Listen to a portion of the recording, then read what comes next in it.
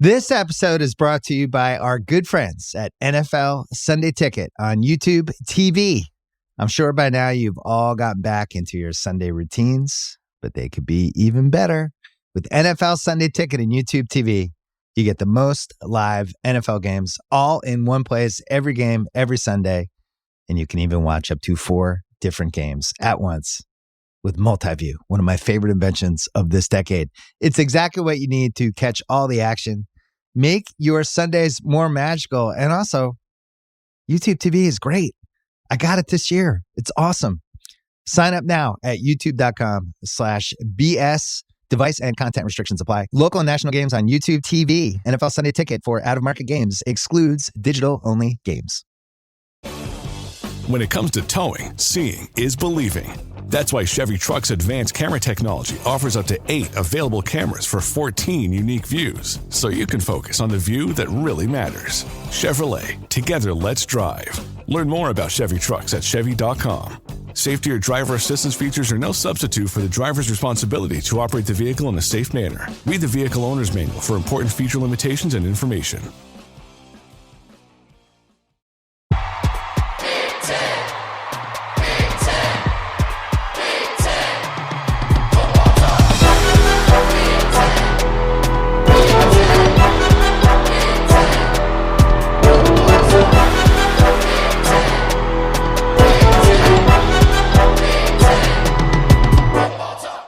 What's up, everyone? Welcome to the Big Ten Football Talk podcast. I'm your host, Zach Guggenheim, and we are talking Big Ten projected standings, Big Ten playoff picks.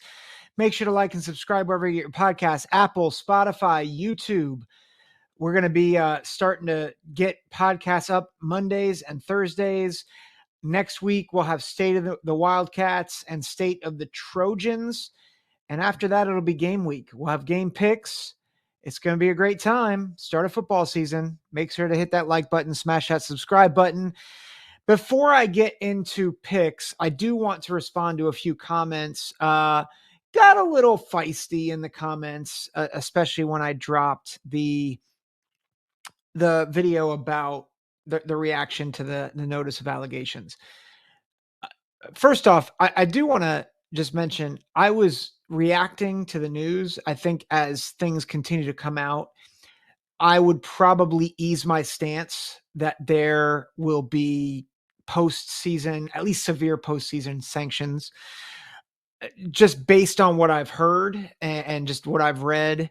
It's while there is precedent, and I think people forget this, there is precedent for postseason punishments, especially with the level of allegations that there are.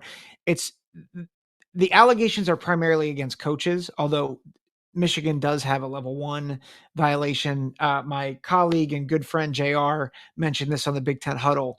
And I thought it was a great point that a lot of these allegations are against coaches, many of whom are no longer with the program. So it's going to be hard to punish, and it's not going to make sense to punish with the postseason ban.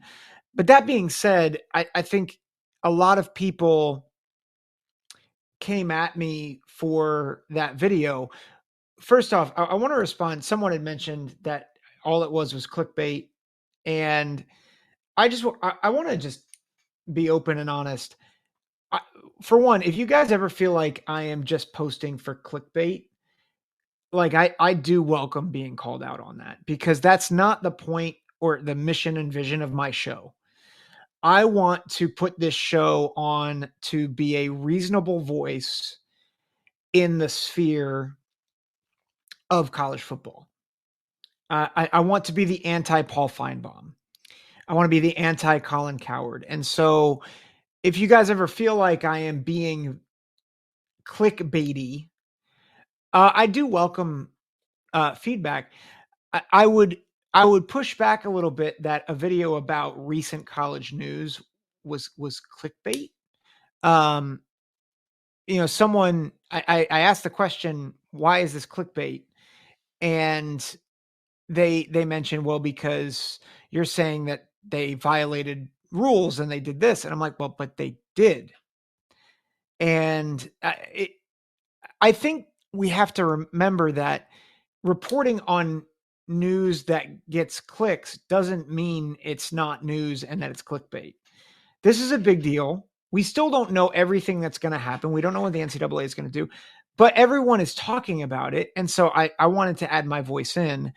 And so I don't think that was the wrong thing to do. I don't think I had all the facts, which, it's a developing story.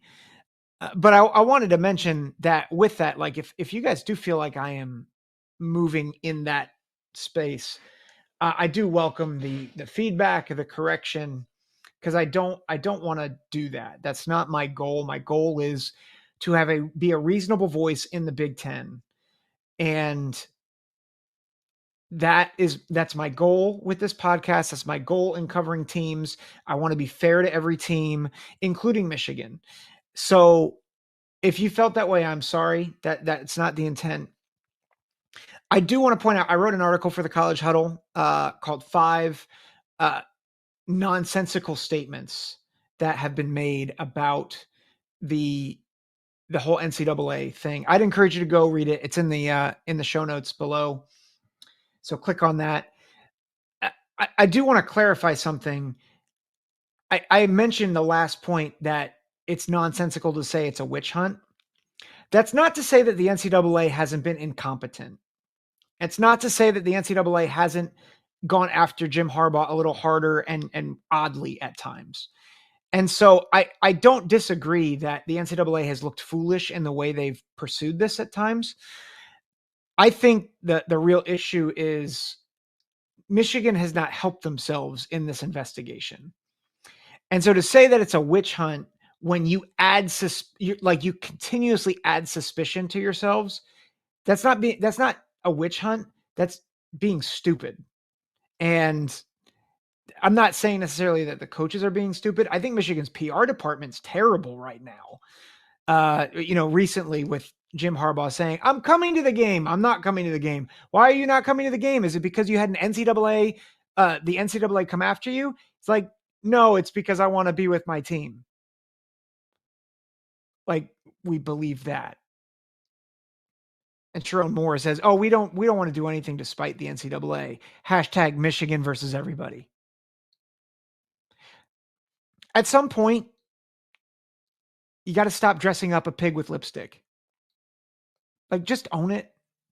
And I don't necessarily blame the coaches on that. I blame the PR. Like, public relations, do your job. Read the room. My gosh.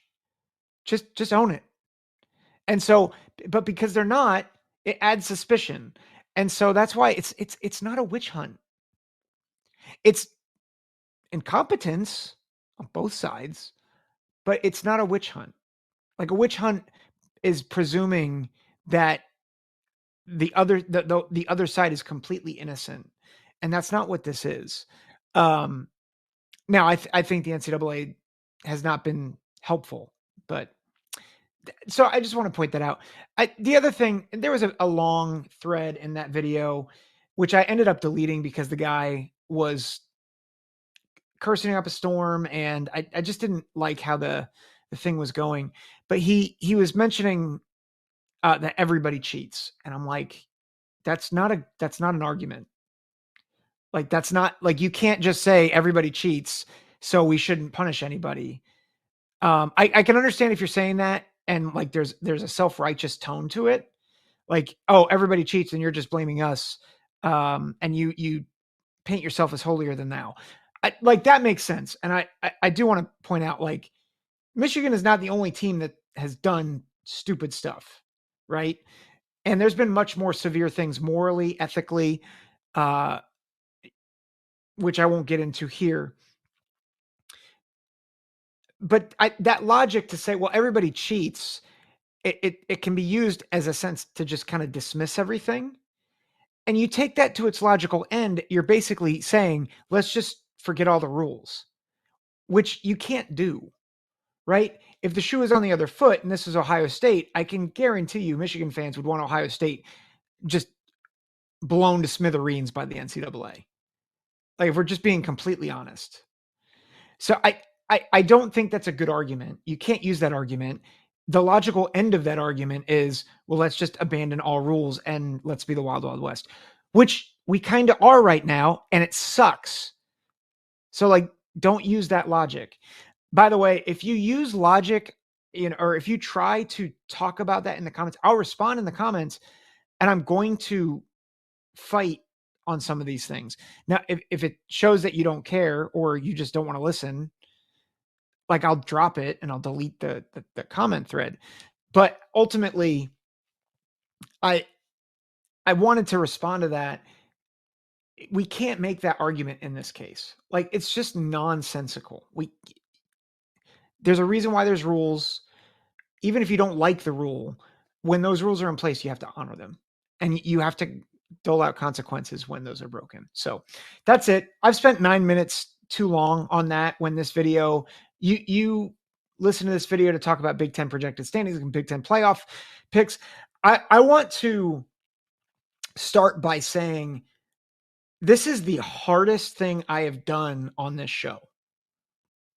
I've filled out 3 different football schedules. Here, see this? See this? I've done, oh, you can't, it's blurry. Darn it. Well, for those of you listening to the podcast, I did 3 of these schedules. I did 3 of them. Excuse me. And each time I left very dissatisfied because I would get to records that I'm like, I don't think this team is that good, but I'm saying they're going like 8-4 or 9-3. And then there are other teams where I'm like, I'm pretty sure they're going to be pretty good this year. And then I have them at 5-7. I'm like, what is going on?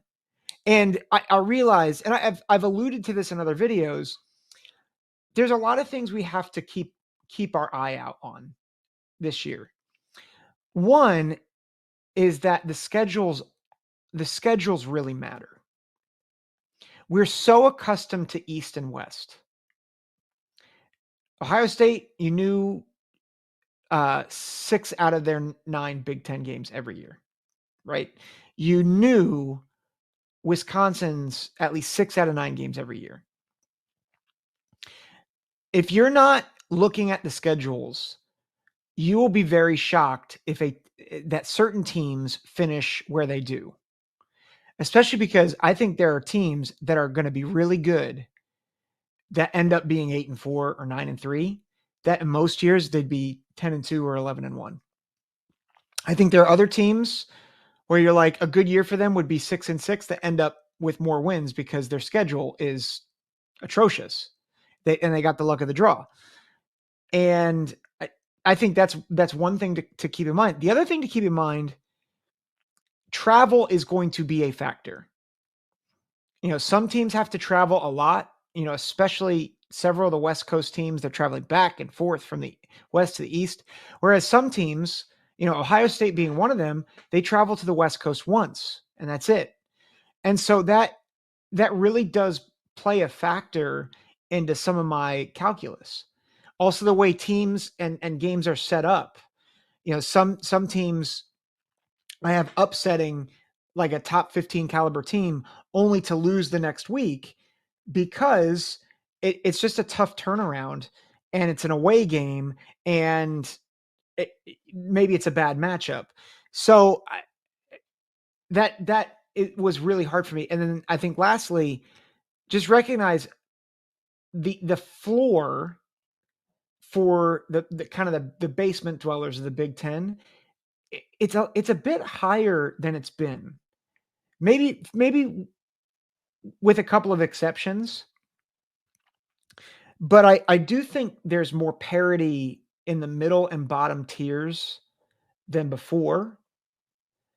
And because of that, I think you're going to see more upsets, despite the fact that those upsets may come from teams that don't have a winning record at the end of the year. But I think you're still going to see teams. I'll give you an example. I won't say who it is. I have Purdue pulling an upset and I have them not making a bowl game.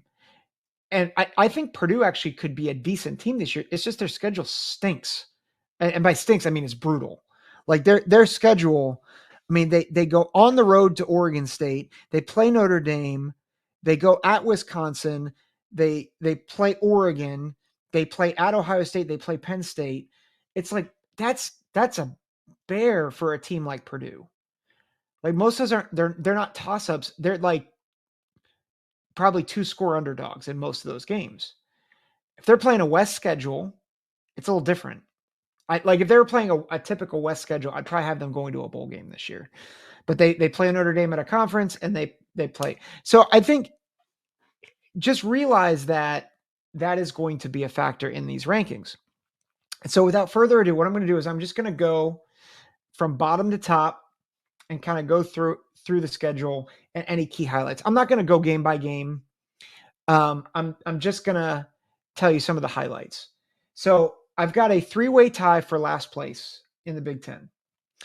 The worst of the bunch, and I'm saying by overall record, is UCLA, 2-10, 1-8 in the Big Ten. And I have them winning their first 2 games and then losing everything else. They start at Hawaii, and then they have an off week, and then they get Indiana at home, which is important because I think Indiana is going to be much improved this year.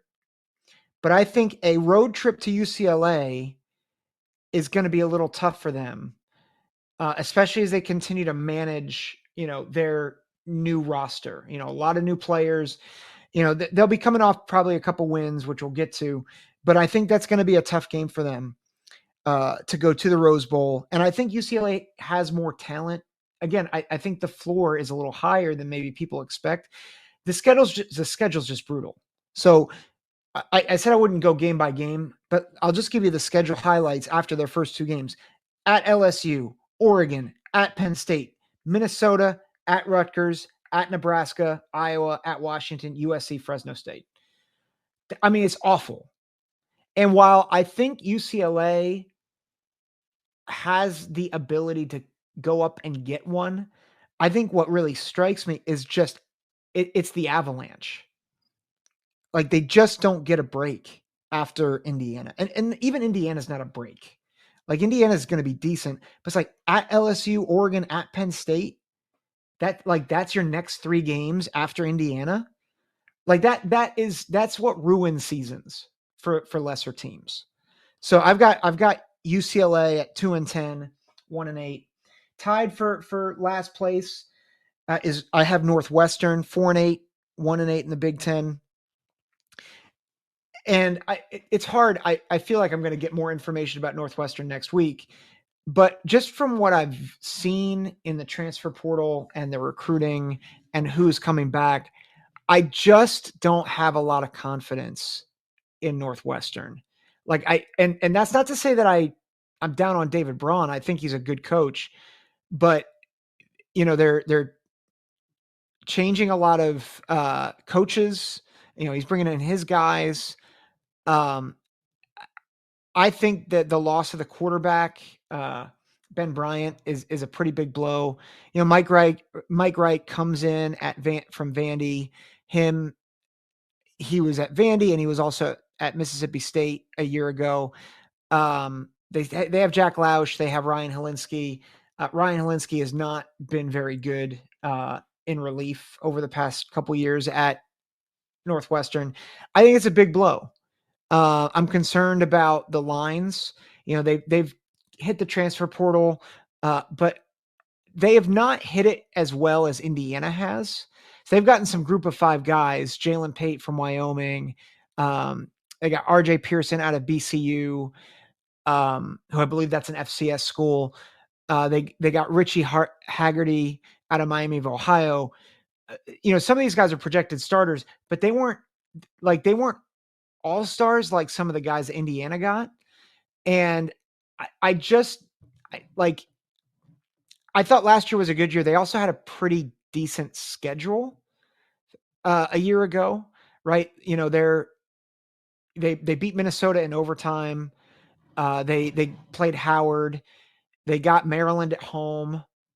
They were able to beat a Wisconsin team that wasn't all that great, or that wasn't great. They beat Purdue by 8. And they got a little lucky at Illinois. And so I think the tide's going to turn a little bit. So I've got them at 4-8. I do have them winning their first 3 games. I think they get Duke. Duke is going to be a shell of who they were a year ago. Mike Elko's gone. Riley Leonard's gone. I think that's going to be a rough. I think Duke's going to have a rough year. But I think it gets tough. Again, I have them beating Indiana partially because they have a bye week before Indiana. But I think they lose the rest of their Big Ten games at Washington. And I think the big thing, they play Ohio State, they play Michigan, they're at Purdue, they play Wisconsin, at Iowa. It's a rough schedule, and I do think some of what Illinois has to offer in the run game is going to be problematic. So I have them 1-8 in the Big Ten. Also tied for last, I have Michigan State. Michigan State, I also have 4-8, 1-8 in the conference. They start with FAU and then go to Maryland. I have them losing to Maryland. They're non-conference.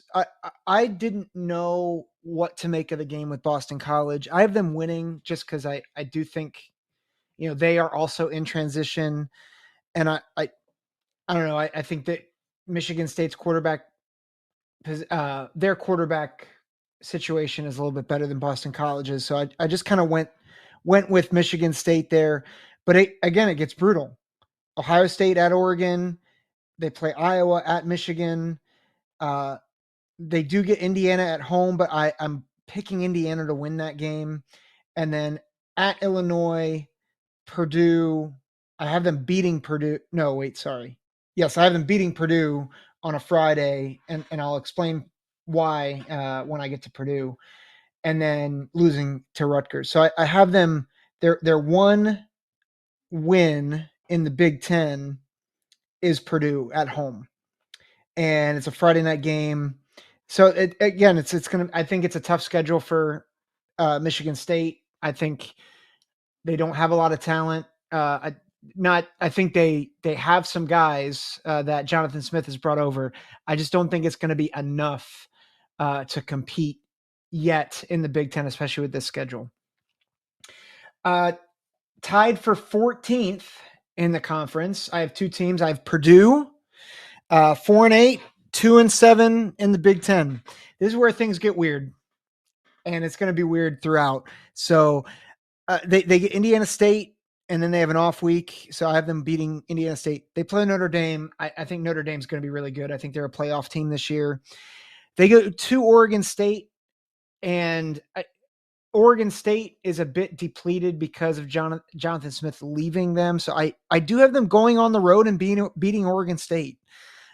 I think Hudson Card, and this is my feel with Purdue, is I think they are actually going to be a decent team this year. It's just they have a brutal schedule.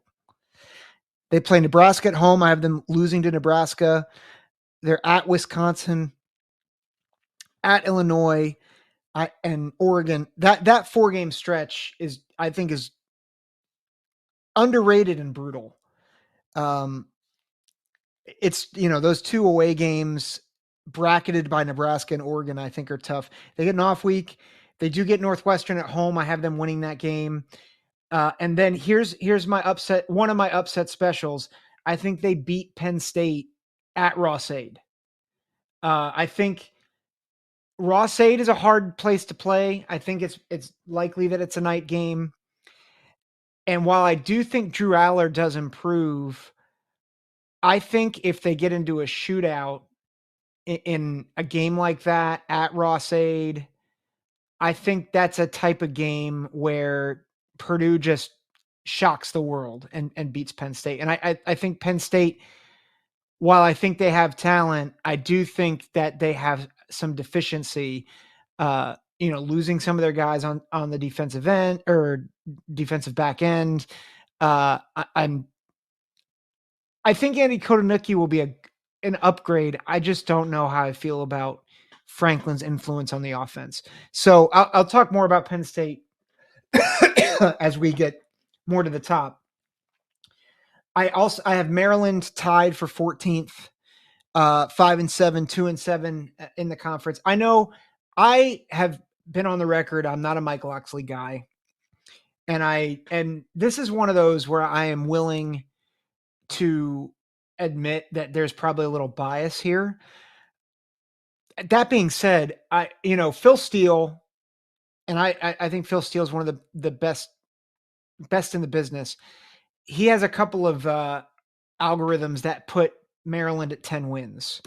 And I just have no idea how that happens with their schedule and honestly with their offensive, their quarterback situation. Like I think they're going to really miss Talia Tagovailoa.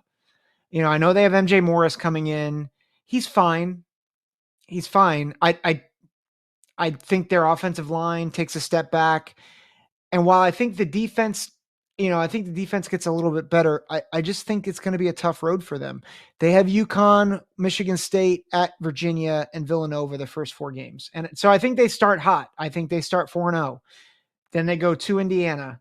I think that's a loss. They get Northwestern at home. I think that's a win. And then this is their last 6. USC, at Minnesota, at Oregon, Rutgers, Iowa, at Penn State. I toyed with giving them a win against Rutgers. That was, I think, one of the harder games for me to pick. Ultimately, I have them losing all 6. I think the losses stack. And I think part of it is I don't know if they have the depth on the defensive side of the ball to kind of keep up. And I just don't think the offense is going to be great. Like, I know Hemby is back, Caden Prather at receiver, Felton at receiver. Like, I do think they have guys. I think they are going to really miss Tagovailoa. And I know they were good against Auburn in the bowl game. Auburn stinks. And I think the Big Ten is, I think this schedule is hard, is going to be hard for them. Tied for 12th in the Big Ten, I have Illinois, 5-7, 3-6. So I do have them missing out on a bowl game. They start out with Eastern Illinois, and I obviously I think that's a win. They get Kansas at home. The first time I went through this exercise, I had them beating Kansas. I think the more I thought about it, the more I don't know if Luke Altmaier and Caden Fagan can win a shootout with Kansas, and they're going to need to, because I think Kansas is like, I think Illinois' defense is going to really struggle.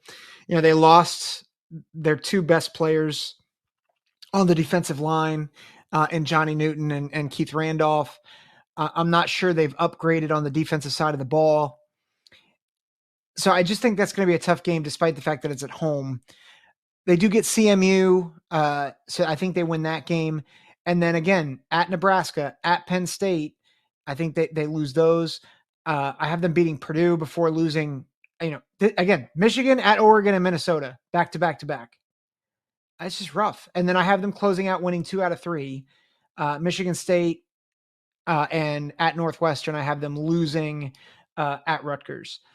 So it's that mid stretch for them is pretty rough. And while they have a bye week between Minnesota and Michigan State, I think that's just it's tough for Illinois. Again, if they had a West schedule from a year ago, I think they're bowl eligible. I just don't think that's what happens this year. Also tied for 12th, I have my first bowl eligible team, the Indiana Hoosiers, 6-6, 3-6 in the conference. Again, a lot of this has to do with schedule. They get FIU and Western, I think it's Western Illinois, their first 2 home games. They travel to UCLA, and I have them losing that game, as I said before.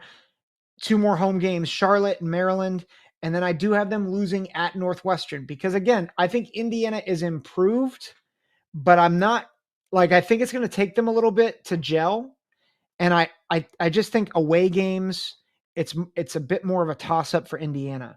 They have an off week, and then they get Nebraska. They lose to Nebraska, lose to Washington. I do think they get Michigan State. It is at Michigan State, but I think they beat Michigan State before wrapping up losses to Michigan and Ohio State. and then they play the old Oaken Bucket game. And honestly, I just went with the home team. I think Kurt Signetti has the juice. That's not to say I don't trust in Ryan Walter. I went back and forth on that one, and I'm just going home field advantage on that because I think they're probably fairly even teams. I'm going to go to the teams tied at the 10 spot, starting with Minnesota. Minnesota, I have it 7-5, 4-5 in the conference. Again, I think Minnesota, if they were in the West, they're 8-4 or 9-3 this year. If we're going back to the old divisions, I think they get North Carolina at home. I think North Carolina is in a bit of a rebuilding spell. They lost Drake May. They got Max Johnson, which is fine. But I think they're rebuilding a bit, talent on the outside. And I think the line play for Minnesota gets the job done. And so they start there. And I think they beat Rhode Island. They beat Nevada. I think at home, they get Iowa. I think they're going to have a hot start. And then I think reality sets in as they go to Michigan and then play USC at home. I have them losing both of those. I toyed with them getting upset by UCLA, but I just don't think UCLA has the horses. And I think Minnesota with Max Brosmer and I think Darius Taylor, I just think it's going to be too much for UCLA. They get a bye week, which I think it comes at a really good time for them in the schedule. Maryland, at Illinois, at Rutgers, I think they get 2 out of 3 of those. And then they finish, again, if they were in the West, I think 9-3, but they finish with Penn State and at Wisconsin. Honestly, not a bad schedule. And I'm saying that knowing that they have USC, Michigan, and Penn State on that schedule. So it's a tough schedule, but I think they have a decent season at 7-5. Also tied with them is Washington. Washington was a hard team because their entire roster really turns over. I don't know how I feel about Jed Fish, but the reality is Washington has a bit more talent. Will Rogers comes over, decent quarterback from Mississippi State. And I do think they have a bit more of a manageable schedule, all things considered. They get Weber State, Eastern Michigan, Washington State, Northwestern. That's their first 4 games. I think that they start 4-0. I thought at Rutgers was a toss-up game. I have them losing that game. I have them losing to Michigan. I have them losing at Iowa. So I think they lose 3 straight, and then they go into the bye. I have them beating Indiana at Indiana, and then I have them beating USC at home, which we'll get to USC in a bit. I have them losing at Penn State, losing at Oregon at the end, but beating UCLA, which puts them at 7-5, 4-5 in the conference. I'll get to the top half here, and it's the only non-tied team in the whole standings. Every team is tied with at least one other team except the number 9 team in the conference, and that is Wisconsin. I have Wisconsin at 7-5, 5-4 in the conference. And again, the schedule, I think, holds them back for more wins. Western Michigan, South Dakota, they win those, and then they play Alabama. I still think Alabama has too much. I wouldn't be surprised if Wisconsin pulled the upset. Like, I want to see their first 2 games, and I want to see Alabama play their first 2 games. But right now, I think Alabama probably wins by 2 touchdowns.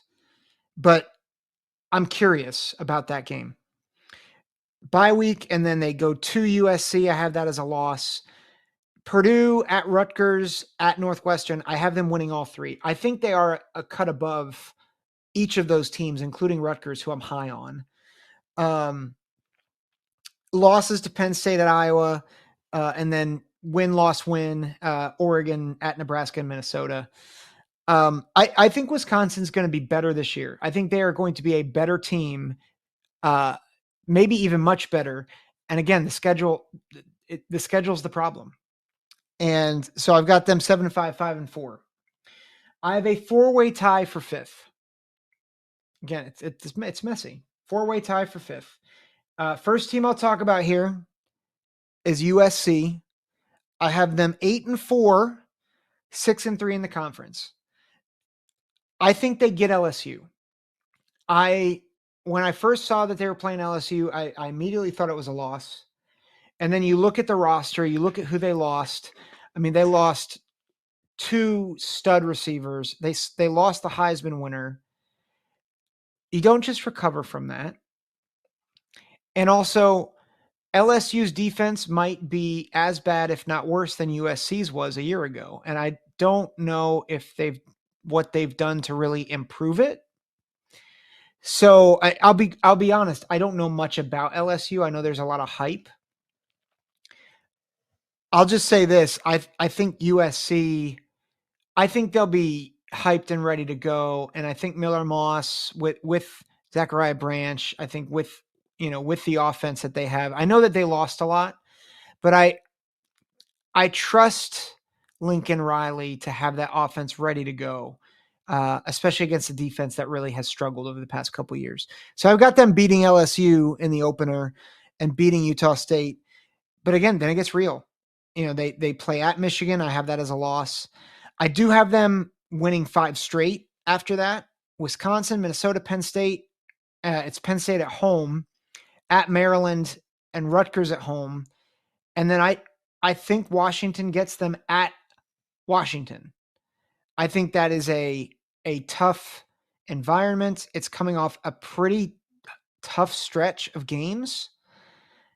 And so I think that's going to be tough for them. And then it's a bye week. And then I've been calling this since March or April. I like Nebraska at USC to beat USC. And so I have Nebraska winning. I think Nebraska's defense is really good. I think Matt Rule, a lot of people want to hate on what Matt Rule's doing. I think he's building Nebraska the right way. And while I think there's going to be growing pains with Dylan Raiola, I do think Nebraska is going to be better than people want them to be this year. So I've got them losing to Nebraska and then winning at UCLA and then losing to Notre Dame. So 8-4, 6-3 in the conference. Also tied for 5th, I have Rutgers. Rutgers 8-4, 6-3 in the conference. Guys, you have no idea how much I wanted to pick Rutgers to win like 10 games. In fact, I've got my first iteration of this, and I have them 10-2, 7-2. I think the more I thought about it, and the more I kind of tossed it around my head, I'm like, I think their roster is better than it was a year ago. I think Ethan Kaliakmanis is an upgrade over Gavin Wimsatt. I think the running game is going to be good. I think the offensive line is going to be good. I think the defense is going to be really good. I still don't know if the depth is there to avoid kind of falling apart in games. And that's where I was like, the schedule is much more manageable. But also I don't know how I feel, particularly in the middle of their schedule. And honestly, I was tempted to give them a loss at the end of the schedule because of the depth, my concern about depth. But at the end of the day, I was like, I do think they have more depth than they've had, and it's an easier slate. So I'll just go through it real quick. They get Howard, they get Akron. I think they win both those games. I think they lose to Virginia Tech. I thought about it. I think it could go either way because it's in my mind, it's a toss up. I gave the edge to the home team there. They play Washington at home. I think they get the dub there because of the travel. At Nebraska, I think is a loss. I think Wisconsin is going to be a loss. I just think Wisconsin is probably a bit too thick on the lines. And I do think Tyler Van Dyke is going to be pretty good. They play UCLA at home. I've got that as a win. Then they play at USC. And then the last 4 games, Minnesota, at Maryland, Illinois, at Michigan State, I have them winning all 4. However, I was very tempted to mark them down for a loss. And so I wouldn't be surprised if they're actually at 7-5. Ultimately, I've got them 8-4, 6-3, because I really do believe in Greg Schiano. And I think this is going to be a step up from even last year. I think they continue to build on what they accomplished a year ago. Also tied for 5th. I know you guys are not going to believe that that Rutgers is tied with USC and Penn State, but I have Penn State also in this conversation. I do have them at 9-3, 6-3 in the conference. I think the West Virginia game is going to be a dogfight, but ultimately I think Penn State pulls away in the second half. Bowling Green, Kent State, Illinois, UCLA. I think they're 5-0 going into USC, and I think going to USC is going to be tough for them. And then they go to Wisconsin after a bye week. I think they're okay there. I was tempted to pick Penn State over Ohio State until I talked to the Nittany Blues podcast, and they were like, there's no way we're beating Ohio State. We don't have the roster. We don't have this. And I was like, okay, if you feel that confident about that, then I feel confident to trust your opinion. And I'll talk more about Ohio State here in a few minutes. They get Washington at home. I think that's a win. I've got them losing at Ross-Ade. I think part of that is a coaching thing. I do think Purdue is good enough to pull an upset like this. And again, I think if there's any team that goes to Ross-Ade this year that is capable of having a blunder like that, I don't think it's Oregon. I don't think it's like I think Oregon is probably too efficient offensively to do that. And I don't think Purdue's defense is going to be good enough to do that. But I do think Penn State can get stuck in the mud. And I think Dylan Thieneman is good enough to pick Drew Aller off if he tries to throw downfield. And I think Hudson Card could get hot. And I think that could prove problematic for the Nittany Lions. So I've got Purdue upsetting Penn State. And then they finish off with wins against Minnesota and Maryland. And then the last team in my 4-way tie for 5th is Nebraska, also 9-3, 6-3 in the conference. Their schedule is very, very easy in the first 7 games, and at least relatively easy. UTEP, Colorado, Northern Iowa, Illinois, at Purdue, Rutgers, at Indiana. And that's not meant to be a shot at any of those teams. I just think, I think Colorado, I think they're overrated. I think they might lose game 1 against North Dakota State. That's a tough FCS team.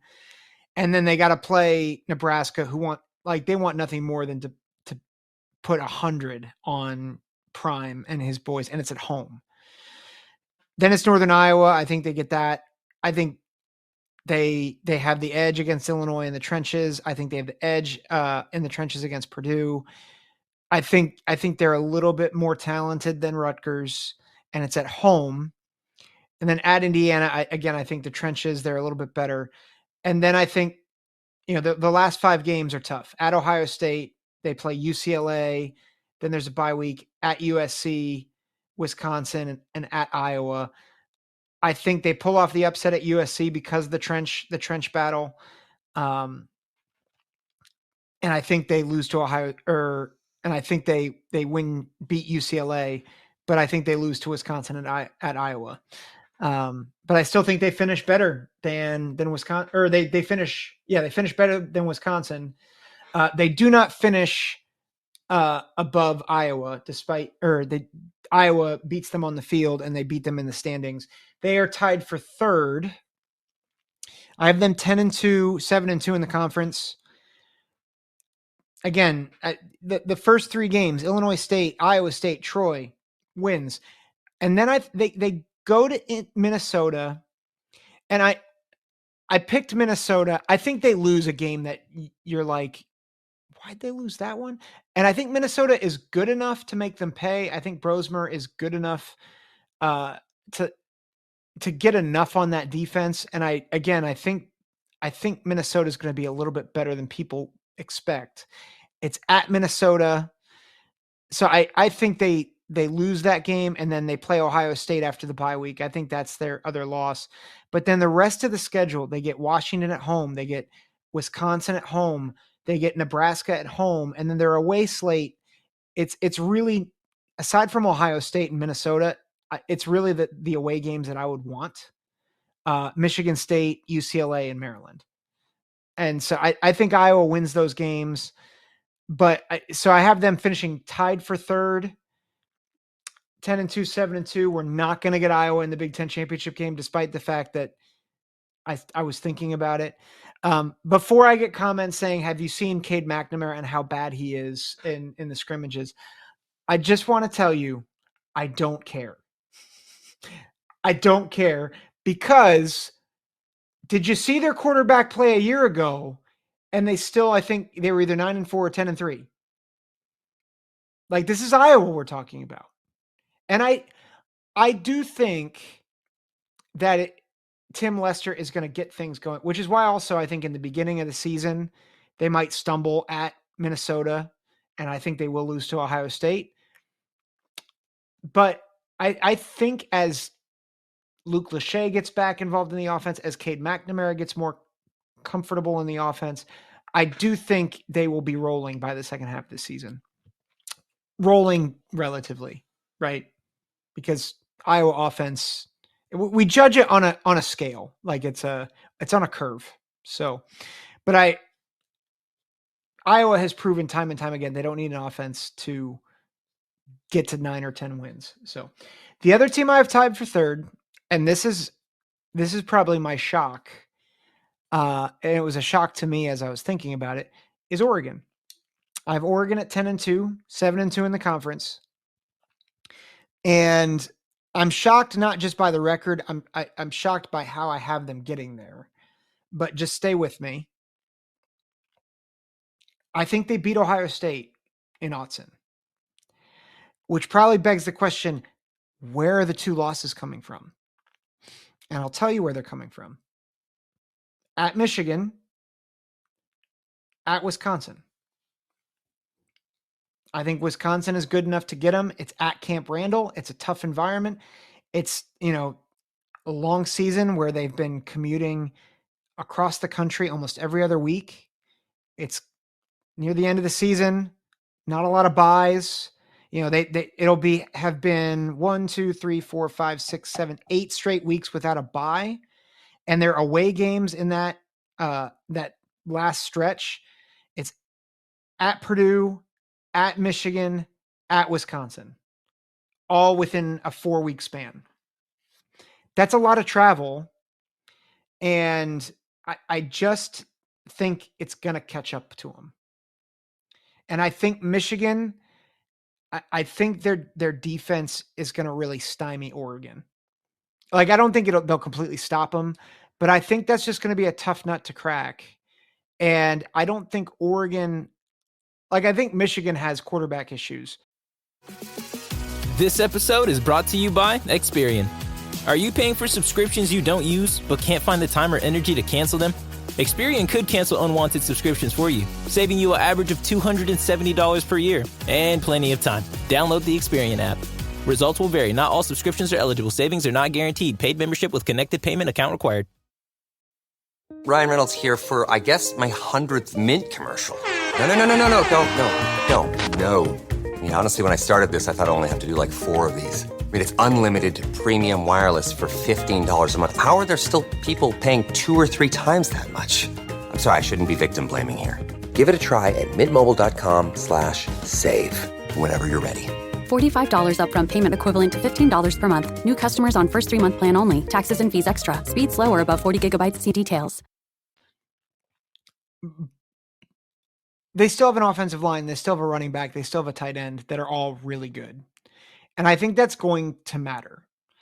And so I think there's a really good game in the Big House with Oregon and Michigan.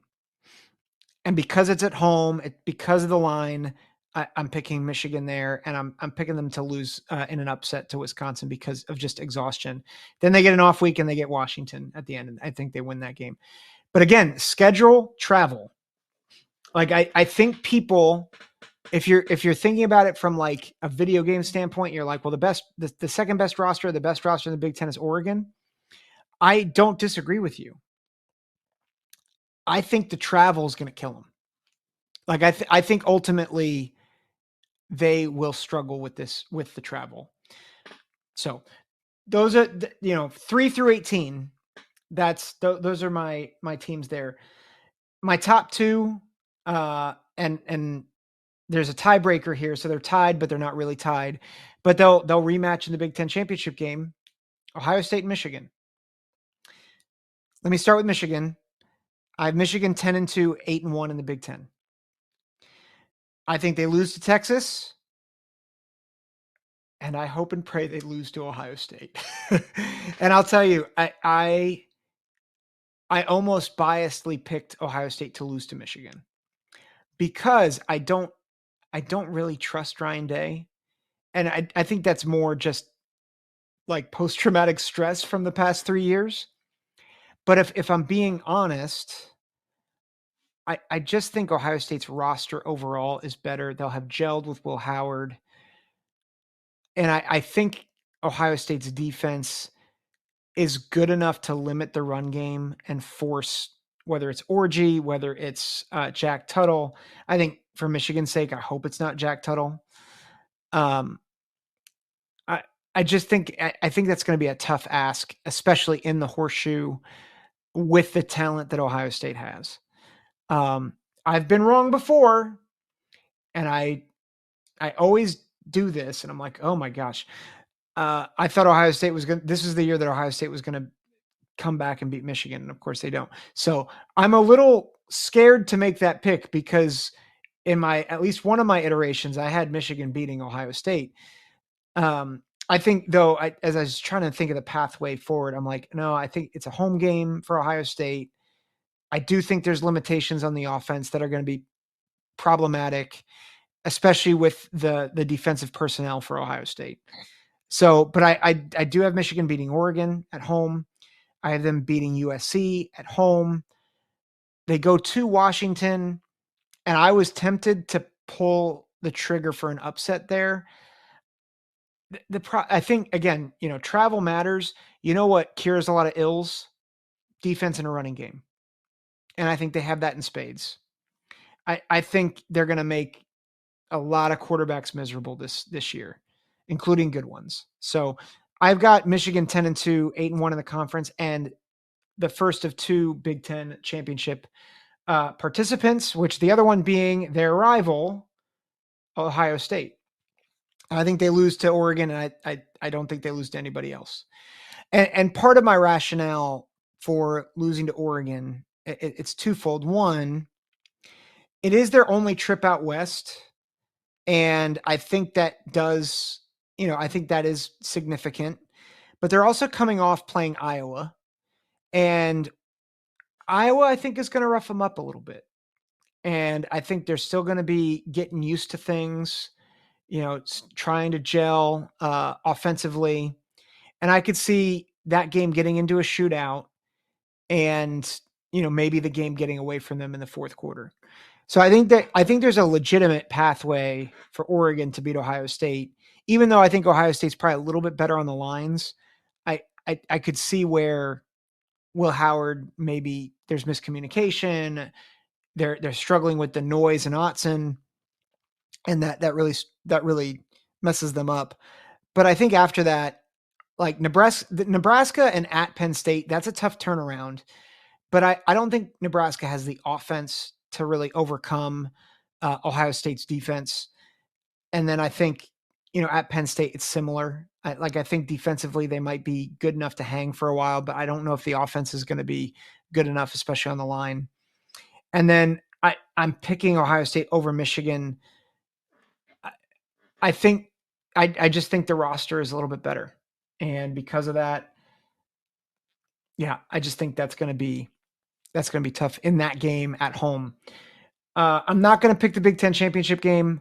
Although I wouldn't be surprised if it's Michigan, just because I think it's hard to beat the same team twice, which I think might actually set up a three-peat, depending on who wins and loses that game and where they're seated.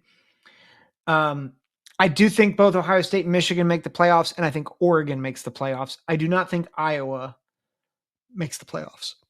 And let me explain why. I think Oregon has a good enough schedule to have 2 losses and for the committee to be like, oh, this team's really good.